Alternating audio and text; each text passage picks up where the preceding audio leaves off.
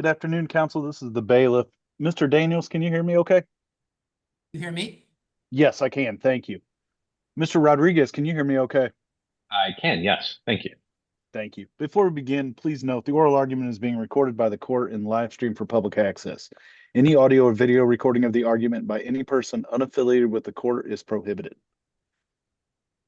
The 4th District Appellate Court of the State of Illinois has reconvened. The Honorable Thomas M. Harris presiding. Good afternoon. The first case this afternoon is case number 4-24-1039, People versus Wallace Braxton. Could we have appearances first for the appellant? Good afternoon, Your Honors. I'm Assistant Appellate Defender Matthew Daniels, and I represent the appellant Wallace Braxton. Okay, thank you. And for the appellee? Good afternoon, Your Honors. Adam Rodriguez for the people. Thank you. Mr. Daniels, you may proceed with your argument. Thank you. Good afternoon, Your Honors and counsel. May it please the court. Your Honors, the judgment of the trial court should be reversed for two main reasons. First, plea counsel's errors during the 2023 sentencing hearing and the 2024 remand proceedings require further remand. And second, the trial court's 10-year extended term sentence for aggravated driving while license revoked was excessive. My plan for today is to focus most of my attention on issue 1 and then touch briefly on issue 2, but I'll be happy to answer any questions about either of the issues that the court may have. So turning to our first issue, plea counsel's errors require remand for further proceedings here. And this issue seeks relief via two different legal theories that share a common factual thread. The two legal theories are Rule 604D noncompliance and ineffective assistance of plea counsel. The common thread that runs through these claims is that the trial court improperly imposed a mandatory consecutive sentence at the 2023 sentencing hearing based on Mr. Braxton committing the offense in this case while he was on pretrial release for a pending felony in McLean County. I'll address the 604D noncompliance first. During the remand proceedings, counsel did file a facially valid 604D certificate, but the record rebuts the presumption of compliance that was created by that certificate because the record shows that counsel failed to make all necessary amendments to the post-plea motion. Specifically, the record shows that counsel failed to make the amendment to allege that the trial court erred at sentencing by imposing that mandatory consecutive sentence. That was a necessary amendment. Counsel recognized that the mandatory consecutive sentencing claim was necessary. That's why he got a continuance on remand to amend the motion to add the claim. The problem is that he never followed through. Do we know why he didn't? We don't, Your Honor. And at any rate, that failure to amend resulted in waiver of the mandatory consecutive sentencing claim in this appeal. So because counsel failed to make this necessary amendment, the record rebuts the presumption of strict compliance that was created by the certificate, and further remand is needed for new post-plea proceedings. We recognize... Right on that one point while you're there, I had a question. Can this issue even be waived? I mean, isn't there, how can it be waived? Isn't it essential that a defendant be advised of his right to elect?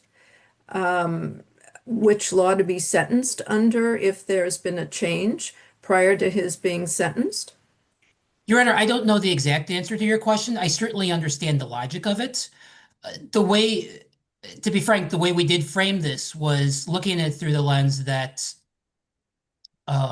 even if we take 604D's plain text and Ratliff at its face, that the injury here is that he can't raise that substantive claim of error in this appeal. And that's why we've sought relief for further proceedings below because of it. Because unless I'm missing something as far as this being the sort of right that can't be waived, I think at a minimum, it would still allow for remand through either the lens of 604D noncompliance or ineffective assistance.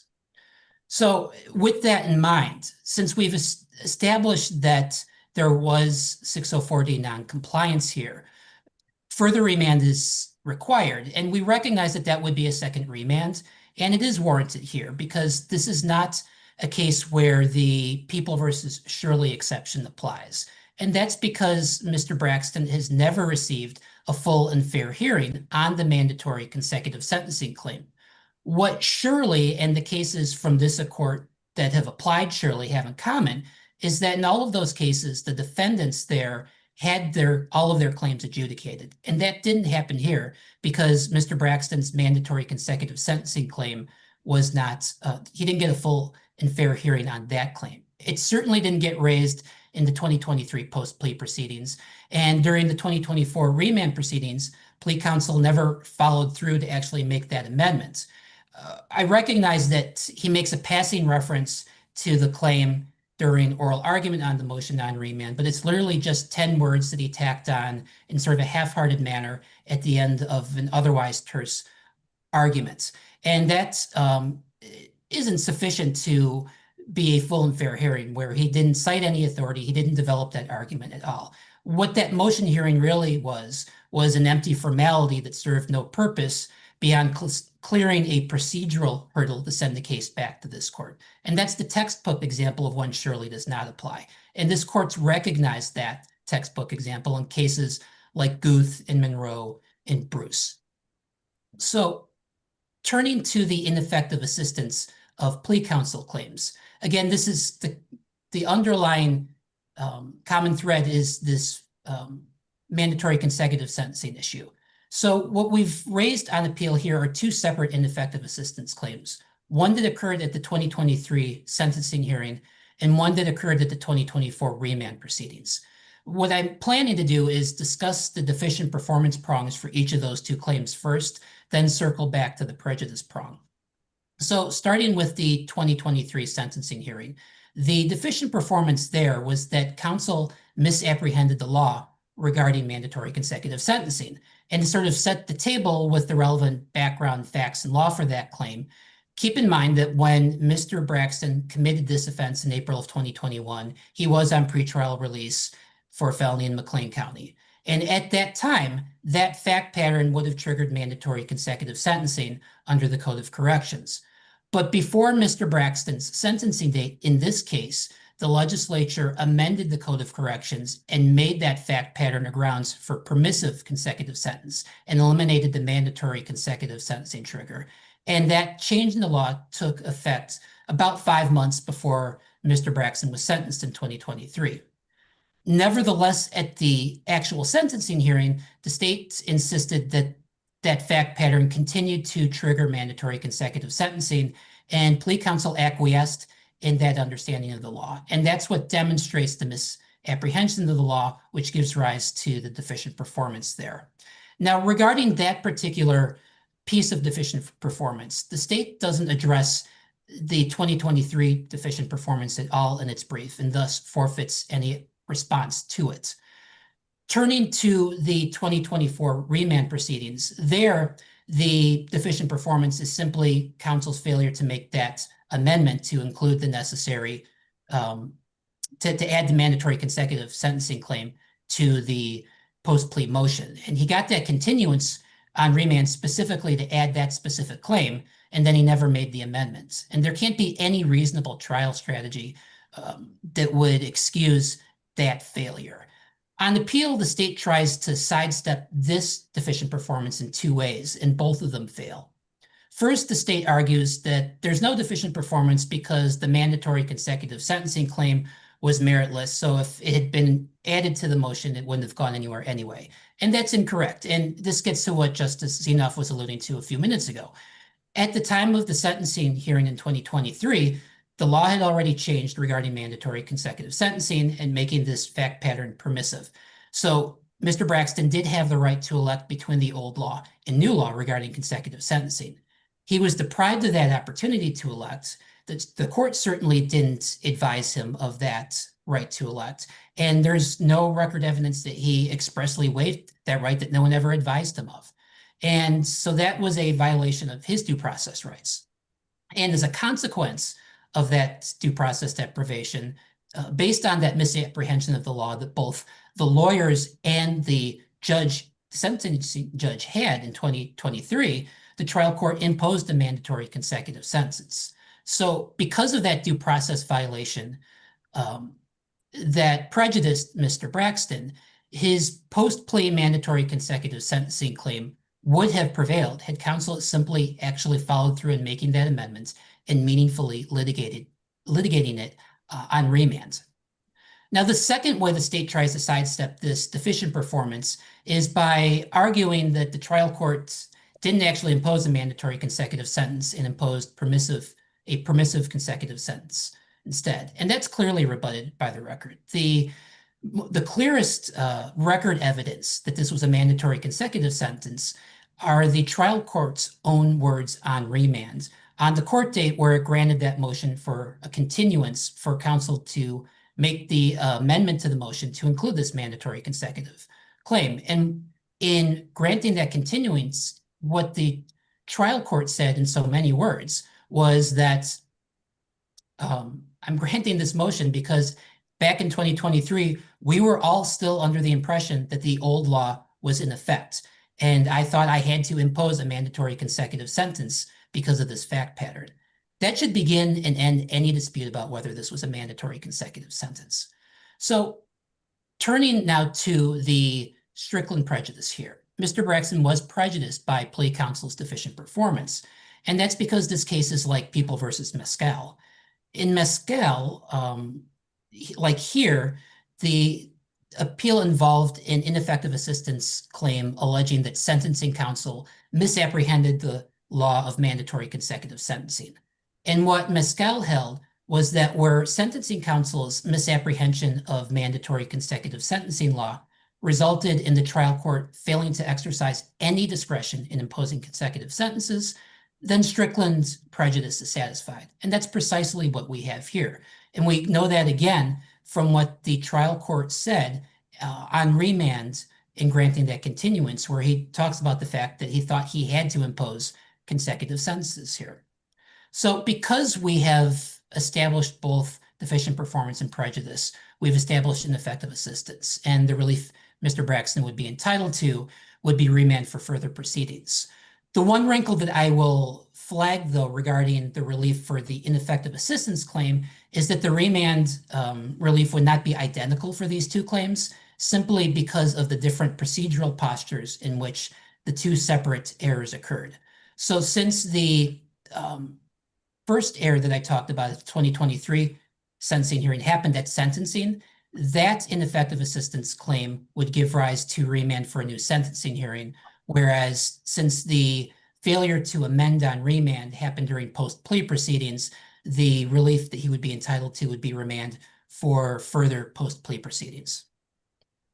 So for either of those two sort of big reasons, whether it's 604D noncompliance or ineffective assistance, plea counsel's errors below give rise to reversible error that require this court to send the case back for further proceedings. So I want to briefly address our second issue as well, and that's the excessive sentencing claim. The trial court's 10-year extended term sentence here was excessive. And our briefs set forth in detail the reasons why that's so. And what I'd like to focus on today is how this case is a lot like People versus Allen, which we discussed in our briefs.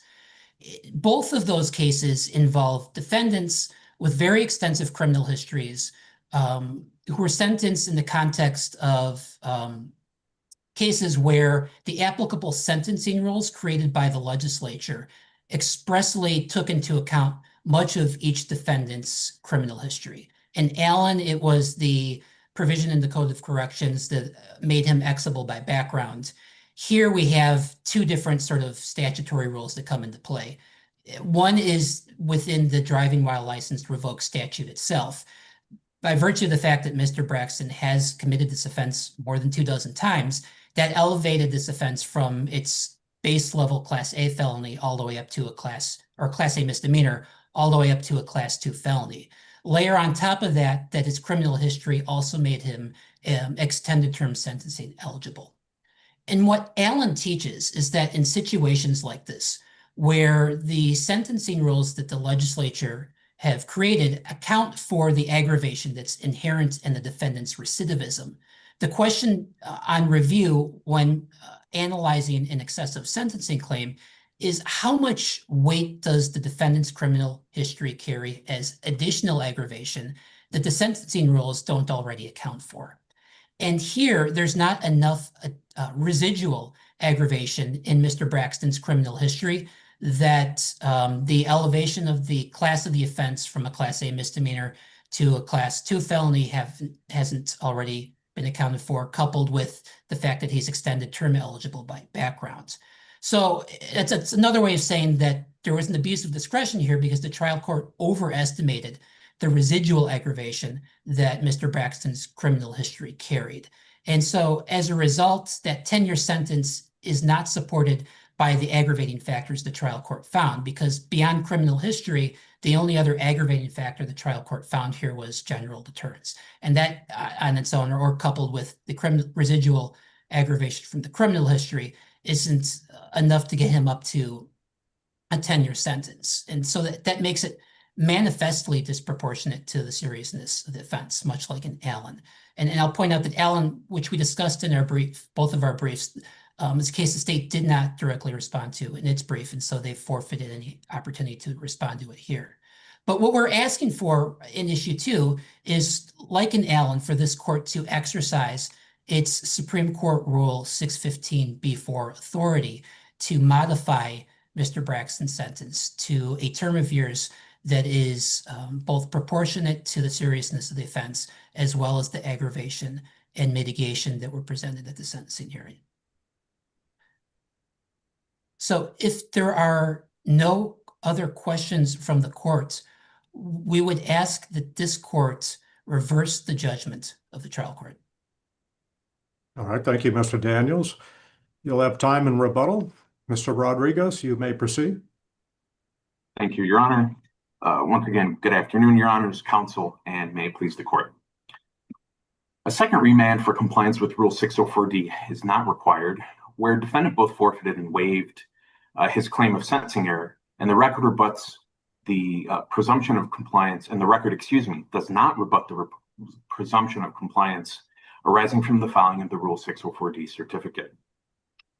In this case, remand for further compliance with Rule 604D is not required, where a defendant was afforded a full and fair second opportunity to present a motion to reconsider sentence, and defendant chose to advance a mitigation-based leniency argument to the exclusion of all others.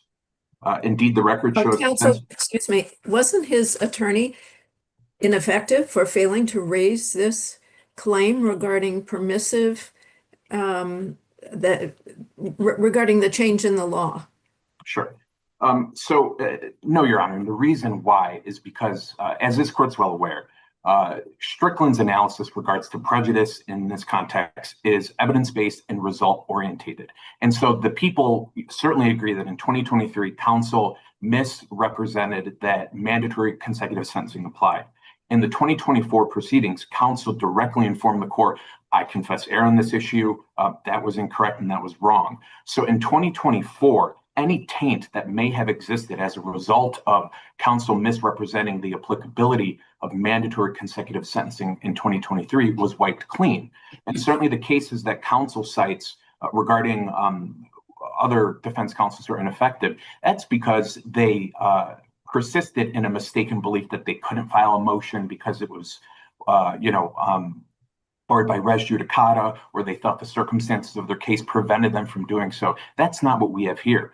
Counsel, after having further reviewed the issue, represented to the court that there was an error, and he asked, I cannot proceed on this motion. I'd like to speak with my client about this issue. And I think this is a nuanced point, but I would respectfully reject my friend on the other side's representation about what counsel said he was going to do upon seeking the continuance. He did not say that he was going to file an amended motion. He was going to speak with his client about it and determine whether one was necessary, which is why at the subsequent date, when the trial court initially sort of laid out the procedural posture of the case and then asked if counsel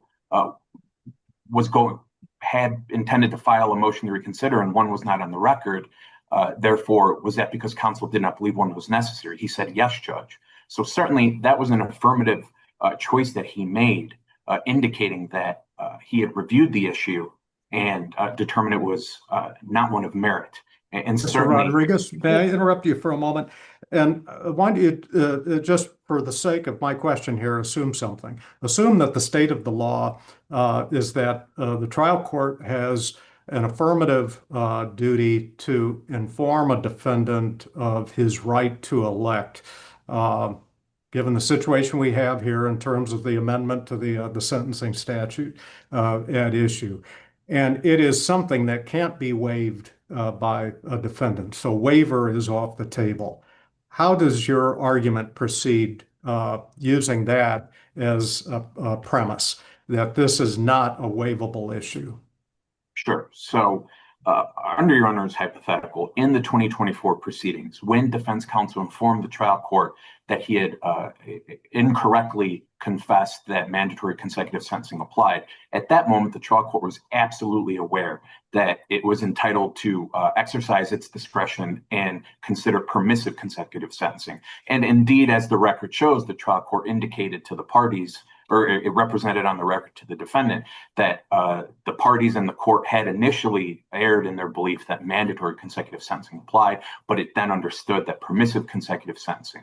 So with whether defendant would have proceeded with arguing or presenting an argument in a motion to reconsider sentence premised on a lack of applicability of permissive consecutive sentencing, the trial court most certainly understood that it would have had to analyze this issue through that lens. And there's no indication in the record the court thought otherwise after being informed of defense counsel's errors. So is there anything in the record that on remand in the context of what you're talking about here that indicates in any way that the trial court viewed this as a discretionary sentencing, a discretionary consecutive sentencing issue, and then in fact it exercised its discretion in imposing a consecutive sentence?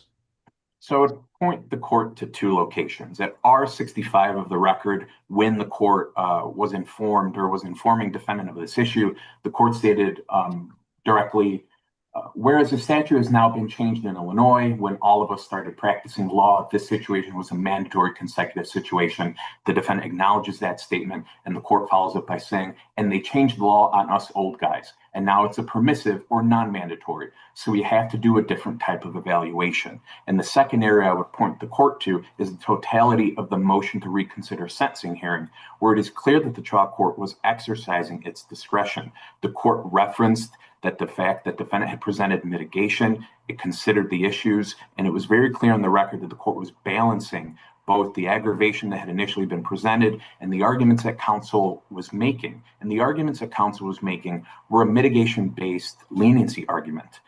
If defense counsel had attempted to argue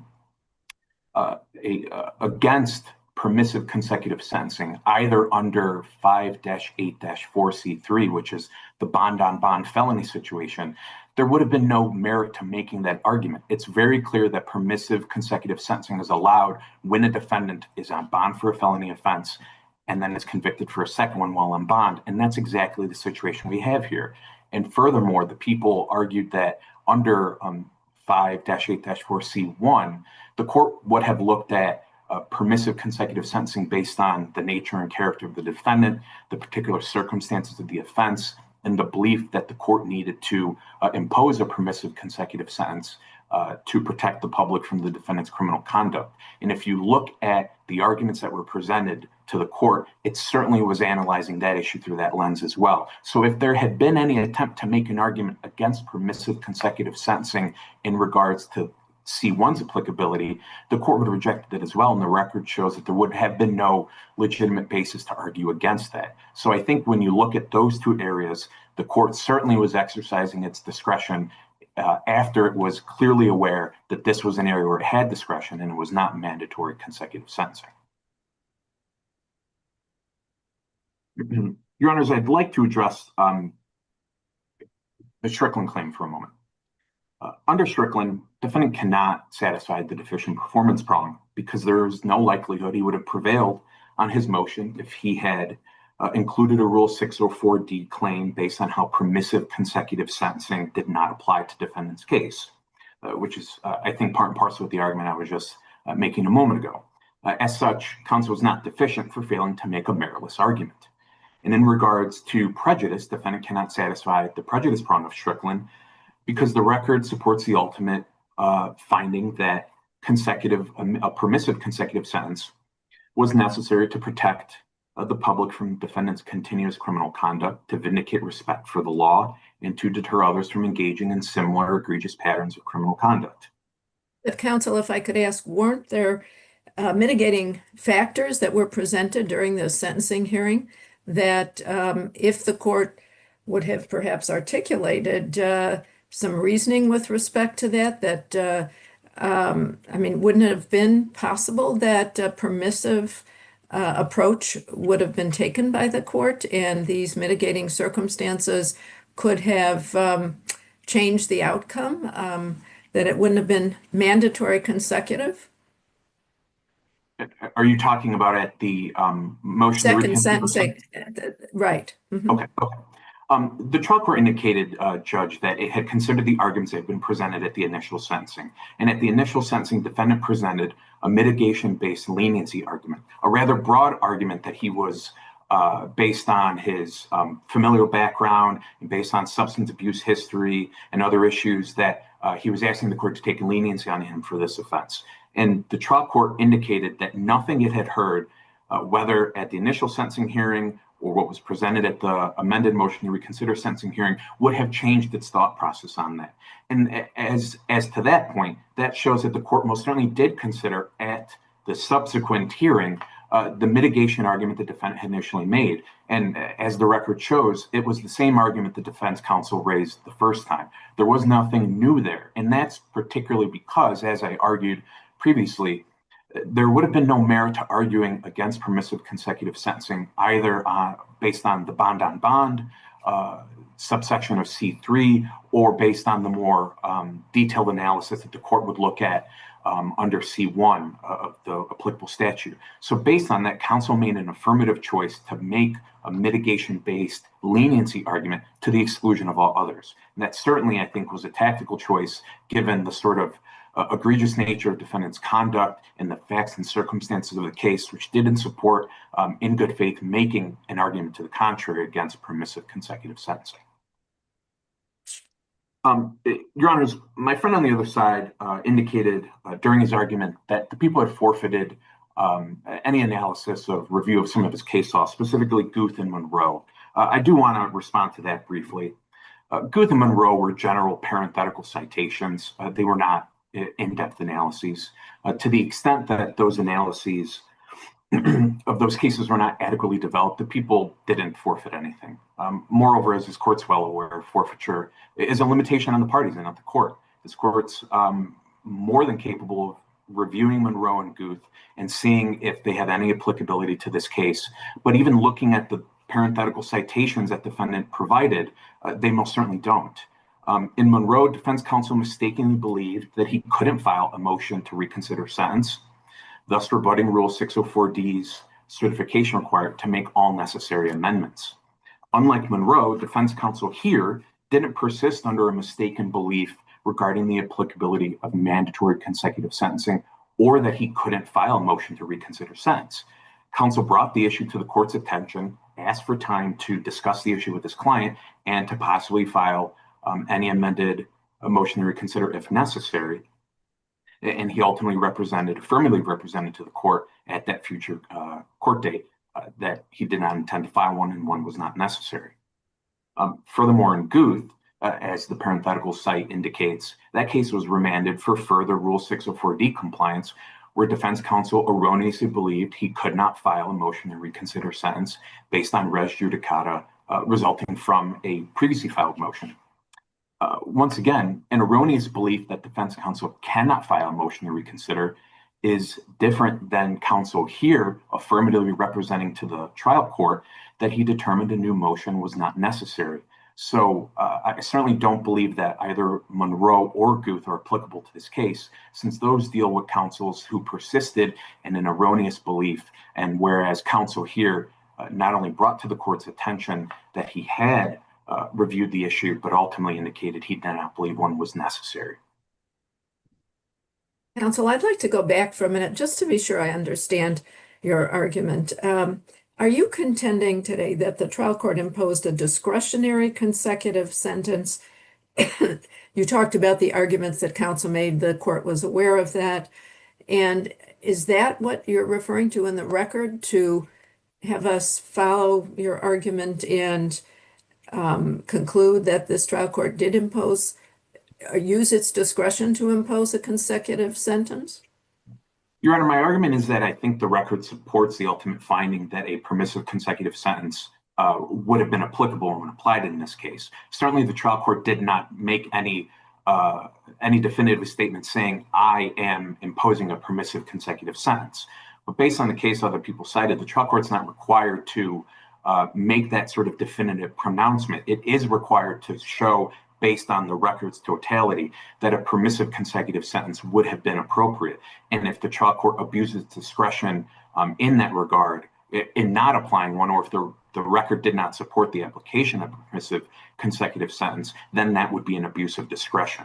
And so in this case, as to my argument, it was that based on the record's totality, it's clear that the trial court would have believed, or the record supports, that a permissive consecutive sentence was allowed in this case. And then the trial court certainly did analyze issues under the very well-trodden lenses of discretion and balancing factors and referencing the factors it had considered, its previous arguments during the initial sentencing, and why nothing it had been presented with at that future motion to reconsider hearing date modified or made the court change its opinion in any way.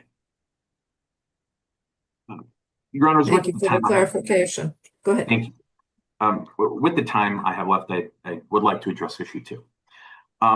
The trial court properly exercised its discretion in sentencing defendant to 10 years imprisonment for aggravated driving while license revoked. In this case, the record establishes that the trial court exercised appropriate discretion in sentencing defendant to 10 years imprisonment after weighing the relevant factors in aggravation and mitigation, and finding that defendant's longstanding disregard for the law, considered in conjunction with the need to deter others from engaging in similar egregious patterns of continuous criminal conduct, warranted imposing a 10-year sentence. Part of the trial court's consideration as to the seriousness of the offense was the fact that the defendant was a prolific recidivist with approximately 31 years of criminal history behind him. The trial court, contrary to defendant's arguments, absolutely and explicitly stated it considered factors in mitigation, which included the nonviolent nature of the offense, as well as defendant's familial relationships and the rehabilitative steps he had taken while in pretrial detention. It indicated that it had considered those both at the time of initial sentencing and later during the motion to reconsider sentence. And that's at pages R38 and 39 and 75 of the record. Just because defendant presented mitigation does not mean that the trial court needed to accord it the same weight as the factors in aggravation. Defendant's argument plainly seeks to have this court usurp the trial court's exercise of its discretion and asks this court to reweight the factors. I would suggest that this court should reject that call. Moreover, in regards to counsel's argument about Allen, and again, reference that the people forfeited any argument on that point. The people didn't engage with Allen because it was simply irrelevant to the circumstances of this case. As defendant points out, and the people don't disagree, the issue in Allen involved a burglary offense for stealing 2 packs of cigarettes, a circumstance which the appellate court characterized as trivial. Here, in contrast, the trial court did not comment or was not analyzing the end result of defendant's actions, just the mere fact of driving while his license was revoked, but rather on his prolific recidivism and how that spoke to the factors in aggravation regarding defendant's criminal history and the need for deterrence. As indicated in the PSI, defendant was 63 years old. However, his numerous convictions and sentences to incarceration had done nothing to modify his criminal behavior or propensity to commit the offense of driving while license revoked. Nothing about defendant's criminal history or the circumstances of this case are trivial. In the factual basis supporting the guilty plea, It was stipulated to that defendant had been speeding and was under the influence of alcohol while he was driving, or excuse me, he had been speeding at the time. And in the PSI, defendant admitted that he was under the influence of alcohol during his commission of the offense. And defendant repeatedly acknowledges that he disregarded the law multiple times throughout his entire life. 31 years, I think, is the number supported by the PSI. So there's nothing trivial about what occurred here. Defendant is a habitual reoffender, and the court was absolutely entitled to consider that significant factor when fashioning its sentence. The arguments that my friend on the other side makes are unavailing. They simply seek to have this court reconsider the factors in aggravation and mitigation. It is for the trial court to make that determination because of its unique ability to consider the totality of all of the evidence here and how it speaks to the issues that the court found were important and how it balanced and weighed those factors. Therefore, Your Honors, for the reasons we argue today, as well as those in our brief, we'd ask you decline, remand, and otherwise affirm defendant's conviction and sentence unless the court has any other questions. I don't see any other questions, Mr. Rodriguez. Thank you. Thank you, Mr. Your Honor. Daniels, rebuttal argument. Yes, thank you, Your Honor. What I plan on doing is addressing 3 points regarding issue 1. If the court has any questions regarding issue 2, I'll be happy to answer those too. So regarding issue 1, beginning with the 604D noncompliance, the state contends that the amendment here wasn't necessary because counsel took a date to make the amendment and then told the court on the next court date, I'm not going to include this. What the state overlooks is later at that same court date during the hearing, the plea counsel still brings up the mandatory consecutive sentencing issue. So this isn't a situation where counsel really thought it was truly unnecessary. What happened here instead was that counsel didn't actually do his diligence to develop that motion or that claim by amending the motion to include it and discussing it in a fulsome manner at the hearing. Turning to the ineffective assistance claims, I'm not hearing anything from the state disputing that there was deficient performance regarding the 2023 sentencing by misapprehending the law. And that's consistent with our position that counsel should have known better because the law had changed and he is required to know the law. And there seems to be no dispute that both the parties misunderstood it, including counsel. Now, as far as the 2024 remand proceedings, the deficient performance prong here is satisfied because had counsel actually made that amendment, included the motion, he would have won at the motion to reconsider sentencing hearing.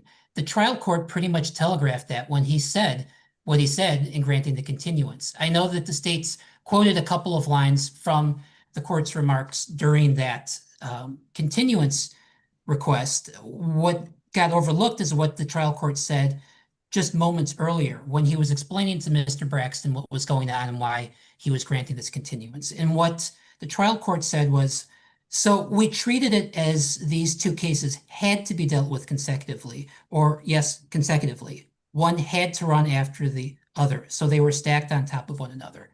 That's the judge saying that I imposed a mandatory consecutive sentence here. And layer that on top of the fact that there was no admonishment made about the right to elect.